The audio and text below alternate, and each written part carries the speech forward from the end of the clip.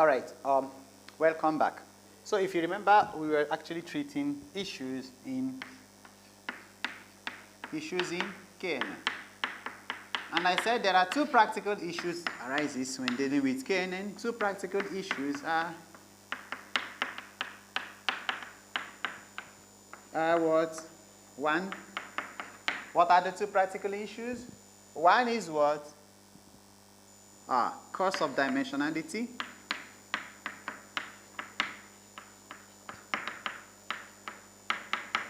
And the second one is what? Indexing. So we will dwell more on cost of dimensionality because by way of explanation, what is dimension in this? Dimension refers to what? Dimension refers to what? Attributes. Or in most cases, we say they are features. So let me give an explanation. Just imagine we want to build a facial recognition system. And in this, I extracted 20 features. Among the 20 features, what I extracted included the color of my skin, the nature of my hair, you know, is very curly, fine. Then I extracted maybe how big my face is. Okay, I have a big head, okay. And then I extracted the color of my teeth, fine. And then I extracted how pointed my nose was. These are irrelevant features, right? So what exactly do I need? Maybe the distance between the two eyes, okay, maybe from my lips to my nostril, or, you know, in between, across, diagonally, and, across, and then the other one also vertically. So there are some features which I have to use, and I don't actually need color features here, right? So I shouldn't extract anything that relates to color, because at the end, I'm going to binarize this, and then maybe, first of all, I will convert this into grayscale. So all these irrelevant features are not necessary. That is what we mean by cost of dimensionality. Where the KNN considers even irrelevant features when building a model. This is a sharp deviation to what we had in what? Decision tree, in which we computed some entropy and then we chose only those ones that has the highest entropy. Remember now, right? We chose the highest entropy, and then we also, that was not actually entropy. We actually looked into what? Information gain. Yes, the one which had the highest information gain, that became the root node, and we built the tree iteratively like that. So in that case, we eliminated some features which are not actually necessary. So in cost of dimensionality, it tells us that instead of taking all the dimensions or all the features, why don't we reduce this feature by selecting only prominent features? So simply put, this is a practical challenge, okay, when dealing with k nearest neighbor, because the distance between these instances are calculated based on what? All the what? Attributes of the instances. Here we now looked at both axes, right? Remember when I calculated the distance between those 2 points. I chose those 2 points. If we have 10 points, we have to choose that, right? Now this is in contrast, like I just explained now, okay? To such rules in decision tree, right? Learning, where only a subset of the instance algorithms are selected for training the hypothesis. Now you see, consider applying this. This is another practical scenario. Consider applying k nearest neighbor to a problem in which the instance, this is described by 20 what? Attributes. The attribute can be name, age, whatever, okay? Okay, now let's take this. I want to identify a student. How many attributes do you think I need to identify a student from your class? Say 7A. Once I call the roll number, obviously the student will stand up. Who is row number 17, blah, blah, blah, right? The person stands up. Or I can take the mobile number, right? The mobile number, obviously, I can identify the student. Row number, I can identify the student. What other features do you think that will make me to distinguish one student from another? So I might actually take the what? Parent number, definitely. Now, but how about I take the subjects which the student takes. I take the place where the student is from. I take the name of the mom, the parents' details. Now I take the ancestral origin. Then I take which caste they belong to. I take which region they belong to. I take which nationality they are. These are irrelevant features, right? That's why they are not necessary for me to just identify that this is Mr. A and that is Mr. B. So this is what we mean. So consider a situation in which the nearest neighbor, we have a problem to classify instance with what 20 attributes, okay? But in that, only 2 attributes are actually relevant, as in your case now. If I take your mobile number and take your roll number, I can uniquely distinguish you from other students, right? So it's a classification problem now. I want to separate, is this Mr. A, yes or no? That's it. So in this case, the instance, right, the instance that have what? Identical what? Values for 2 relevant attributes may nevertheless be distant from other instances with 20 dimensional space or irrelevant attributes. Example, here is sitting Mr. A, okay, here is sitting Varun, and that is Arun. How do I differentiate Varun from Arun? Say I don't know, right? Number, I don't need to look at the face because most of you will have the same face. Similar, okay, not same, similar, okay? And then you have the nature of hair, maybe most of you might be the skin color same, right? You speak same language. So for me, it will be difficult. So if I walk into the class and I needed Arun, I say Arun with roll number this. I easily singles that person out. I cannot say Arun from Mandia, who speaks Kannada, whose mom is this. You know, these are irrelevant features. So this is what we mean by cost of dimensionality. So how do we overcome cost of dimensionality? So what is the approach to overcoming cost of dimensionality? See, I think I'm writing this wrong. Dimension is D-I-M-E-N-S-I-O-N, not dimension. Okay? Dimensionality, right? Dimensionality. So, how do we overcome this? Now that you have seen that what? There are lots of dimensions here. So how do we overcome this? So what is the solution? How do we overcome that? How is the solution to dimensionality, cost of dimensionality? To the above, I'll write like that. We'll talk about indexing in a while, okay? To the above. So don't you think by extracting irrelevant features, we have overcome it? Yes? So what we do here is now, one approach we can do is what? We do what now? We weight each attribute differently. This is what I mean by extracting relevant attributes. Because here, we actually extracted the attributes based on what? Some weighted formula, right? Which we call the Euclidean. And then we also went and we saw the what? Normalized Euclidean, which we call the weighted average, yes? Or weighted Euclidean, whatever. Now, in this case, for me to do this, what I will do is to calculate the weights of each attribute differently when calculating the distance between 2 instances. So we calculate the weights of the attributes. So I will say we weight each attribute differently. Weight each attribute differently. Yes? The second one. So after we've done this weighting, what do you think the second issue might be? The second approach might be? So we now do what now? We eliminate. We do away with irrelevant what? Attributes from the instance space. Getting back to the example which I gave you now, if I want to identify Arun, differentiate between Arun and Varun, I don't need to tell all your history. I can say Arun with mobile number or with row number this, right? Then I have actually differentiated that. So what I will do is, I will now eliminate all the what? Attributes that are irrelevant. So eliminate what? The least relevant attributes. So eliminate completely. Least relevant attributes completely. And the third one says what? After this is done, now I will now stretch each axis by a constant value that varies over the instance space. Okay, now this is done. What I will now do, I will only focus on those constant values, okay, that is actually meaningful over the instance space. So I'll focus on constant values. Focus on meaningful constant values.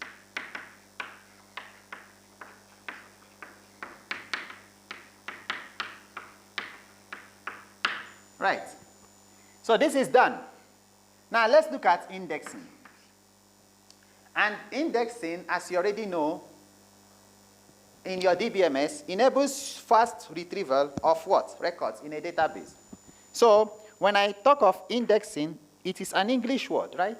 So you have contents in a book, so we index it either alphabetically, or we index it according to page number, or we index it both alphabetically and according to page number, right? So you see, what does this do when we index it? It improves what? It used to what? Faster data retrieval or information retrieval. But in this case now, practical issue in applying k-nearest neighbor algorithm is efficient memory indexing. Why? Because this algorithm delays all processing, right, until a new query is received. Yes? Don't you think that it relies heavily on the computation? And computation here, we are talking of what? Memory. So just imagine, I want to sort some stuff, okay? I want a new query, sorry, let me not use sorting now. A new query is supposed to be classified, whether it belongs to the positive or the negative. If it was actually indexed, let's take some stuff now, A, B, C, D, H, J, K, L, M. So this is properly indexed. And on this memory, there is a memory location, a value. Let's say 1, some number, 2, 3, and some number, till maybe like 8 or something, okay? Now, this is properly indexed. If I get a new query, that is A, B, C, D, E, F, let's say E is to be classified. Now, what happens now? Obviously, it goes through and puts E here and updates the memory location, maybe to 5. But since KNN, k-nearest neighbor, doesn't do this, it will delay, it will not arrange it in an index format, okay? Purely, it will not arrange it. So it will delay everything until a new instance is to be classified. So then it starts again, arranging A, B, C, D. This is a loose analogy. So what happens here is, memory is wasted. This wastes memory. And obviously, it translates to also delayed computation. Delayed computation. Because the new instance, that's why it's called the lazy classifier, right? Lazy classifier. Okay, so I believe by now you know the difference between classification and regression, okay? Simply put, classification, we are actually predicting what? Some discrete valued function. Whereas in regression, we are predicting some continuous valued function.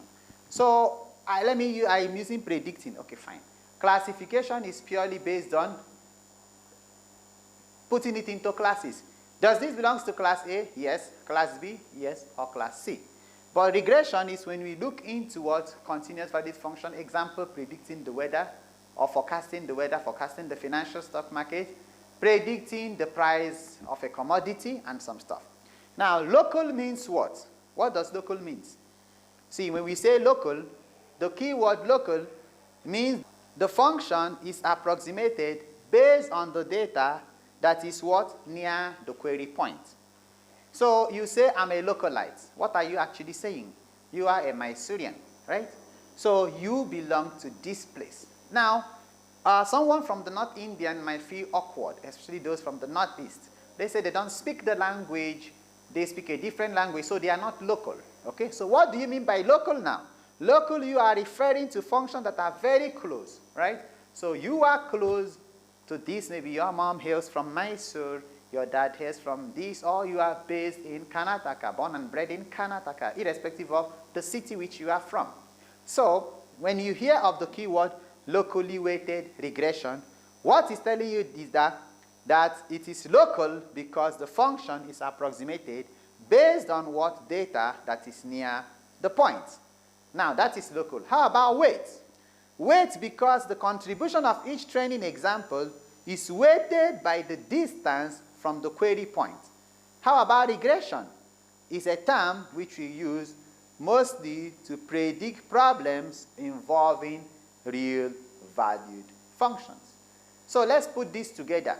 Locally weighted linear regression constructs an explicit approximation function f over a local region surrounding x of q, which is instance to be classified. So locally weighted linear regression uses a nearby or distance weighted training example to find approximations for that function, right? And the phrase locally weighted regression is often called local because the function is approximated based on a data that is near the query point. Weighted because the contribution of each example is weighted by its distance from the query point, and regression because it's a term which is widely used in statistics learning community to refer to problems that involve real valued functions. Now you got a clear picture of this, and you have also already seen that we have computed the weights of each of them in the previous lecture. Now we move ahead to see some other notations, okay? So we now know that, see, given a new instance to be classified, let that instance be SQ, which we have been saying before. Now the general approach to locally weighted regression is to construct an approximation function, right, f of x, such that it will yield an output, right, based on the surrounding environment. Now, let's look at a classical example here. And you will try to tell me whether this has a similarity with what you have studied so far. So consider this locally weighted regression function in which the target function f is approximated near x of p. So a linear function of that form might look like this. Remember, the linear function of that form, consider this. F of x, this is what we want to predict, right? So this linear function will be what? W naught plus, we'll get back to this, okay? W1 x1 plus W2 x2 plus Wn xn, okay? Now, if you look at this, this tries to mirror what you have seen in your what? Neural network training, where you saw some inputs and some weights assigned to it, right? So in this case now, I want to differentiate this, because when we talk of x there, we are referring to inputs. And there, since we have seen weights, right? So let's try to change the notation a bit. And remember this W naught we saw was something like this. Let me leave it like this. In my neural network training, right? So we saw something like this.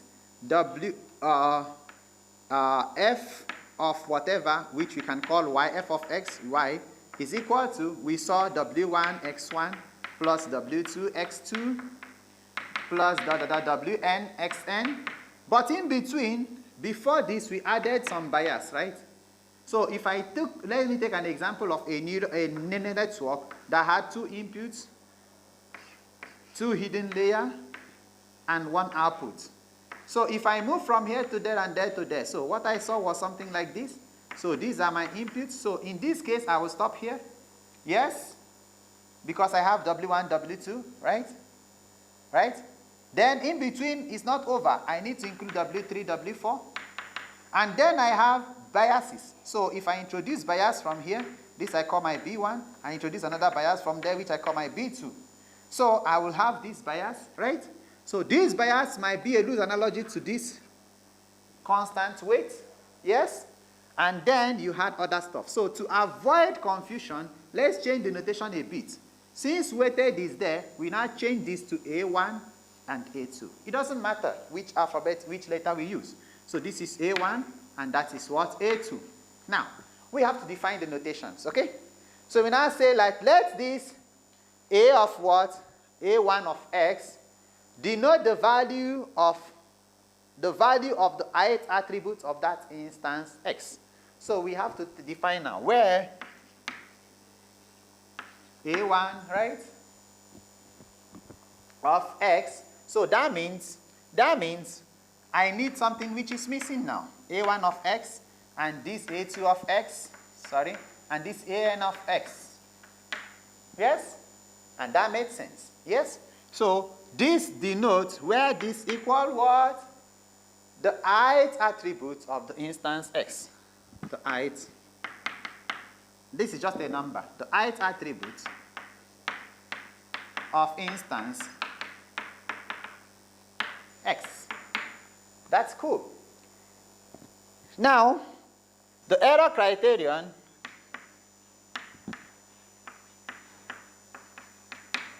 how do you define error? Criterion, what is error? Let's get back to this. When we worked on neural network, we predicted an output. That output, we compared it to the actual output, right? So we had concepts like this: y is the actual output versus y predicted is the predicted output. So when we say y minus y hat gives me the error, E. That's why we call this error the residual or the loss.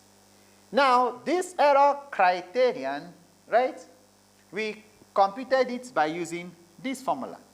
That's why when you hear of error, we are talking of some distance between what? The target and the local approximation, which is same thing as distance between the actual and the predicted.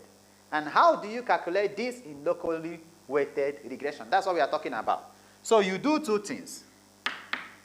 Three things you do. First one you combine, first one you minimize. And this makes sense again because we only move ahead and make prediction when the error is minimal, right? That's why we saw something like that. I will repeat it again. And then we took that, and then we did this over some range, and then we divided by n, or by 2, because we put half here. So we try to minimize this error. So what we do first, we minimize something which you see now. Minimize. So 3 steps will be involved. Minimize, minimize, and combine. And lastly, you combine.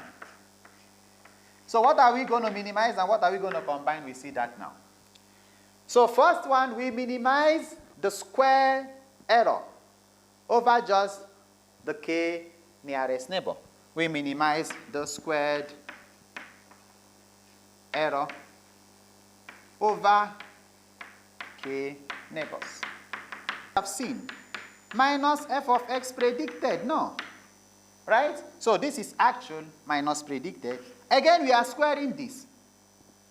That's what we said. That's what I just wiped here, okay? So we square this, but we have to repeat this for all what? X, which belongs to what? The nearest neighbor of what? F of x. Is that right? Yes. So we repeat this for all x, which belongs to the what? Nearest neighbor of x cubed. Okay? So this you have seen, minimize the square error. Now we are going to minimize next the squared error over the entire distribution. So we minimize this square error over that instance. We minimize the squared error over the entire distribution, Okay? Now, and then we combine both. Since this is only for that nearest neighbor, right? At that instance, this will be for the entire distribution. This makes sense, right? Now, we will introduce a new constant. But before we introduce a new constant, let's have our f of x, the actual minus predicted hat. Okay? And again, remember we are squaring whole thing. Yes? We square whole thing.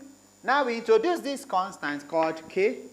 Yes? Now, this k is based on the distance between that instance, right?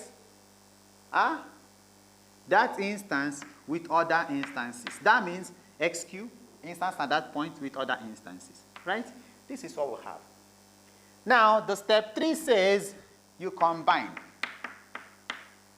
Okay? Step 3 says combine. What are we combining? Combine what? Equation 1 and 2. Combine step 1 and 2. When you combine that, it will yield. So when we combine, it's like writing the same thing once exactly, another time. Okay? And we had something like this. But what is the difference here now is x belongs to nearest neighbor of nearest neighbor of x of q. And then what we had would be f of x minus f of x predicted whole squared into k of d of what? X of q and that. Right. Now this criterion from equation 3, so if we give names now, we already know, right? This is equation 1, equation 2, and equation 3. This criterion, if you remember when we actually computed the error in our neural network training, what we did was we multiplied it by some learning rate, right? And then that is when we actually updated the error. So similar thing we are going to do here, okay? So this criterion 3, okay, this equation 3, can also be used to derive the gradient descent rule of what? The locally weighted regression. So using gradient descent to minimize the error. So this is where we are. So I will go here now. Thus, using gradient descent to minimize the error,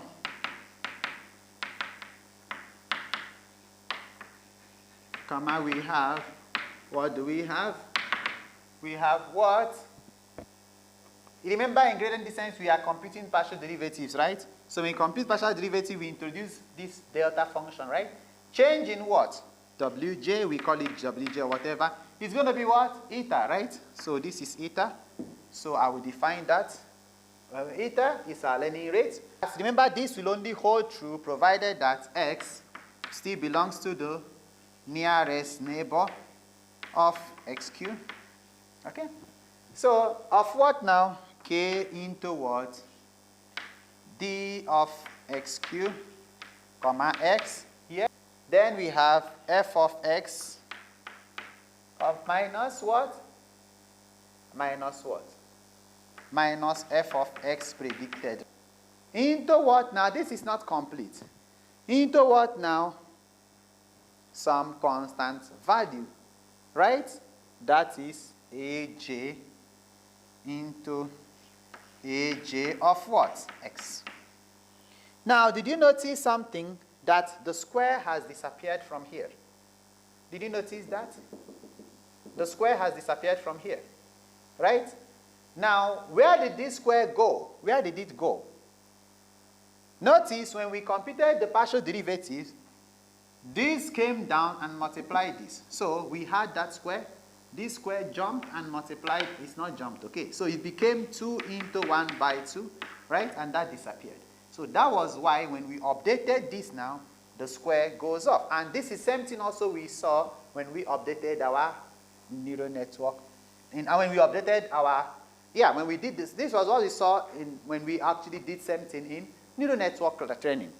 So this is it, okay? And now you can define this where this is equal to what? Eta, or learning rate, which is usually small. We take a constant value, okay, which is usually small. And with this, we will try to wind up here by looking at some terminology. Yes, some terminology in locally weighted regression. And then we move into the next one, okay, RBF and stuff. Now, so what are the terminologies? Terminologies. So whenever we talk about locally weighted regression, we have seen some terminologies, right? So some terms, okay, what are you talking terminology, okay? Some terms or some concepts. Those concepts were regression, residual, kernel function, training, testing, learning rates, and all whatnot, right? So if you look at it this way, we have defined regression as approximating a real-valued target function. We have defined local.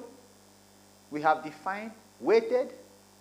We now define residual as the what? The error, which we see residual is error, which is what? F of x minus f of x hat, right? So f of x actual minus predicted. So residual is error in approximating the target function. Now KNN function as the function of distance that is used to determine the weight of each training example. Simple. The KNN function is the distance that is used. Am I blocking the board? Yeah, absolutely. So I hope you can see the formula. So the KNN function is the distance that is used to do what? To determine the weight of each training example. Lastly, what again are we talking about? The eta. Okay, the eta, which is this, is the learning rate. Simply is a constant value, which again we use when we update our what? Locally weighted regression by application of what? Gradient descent, right?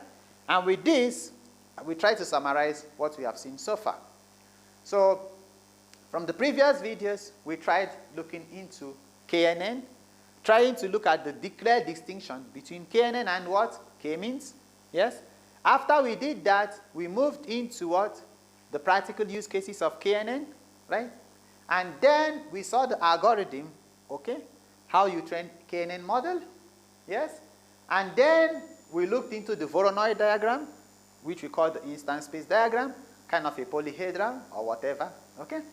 And then after that, we saw the we looked into, distance weighted nearest neighbor.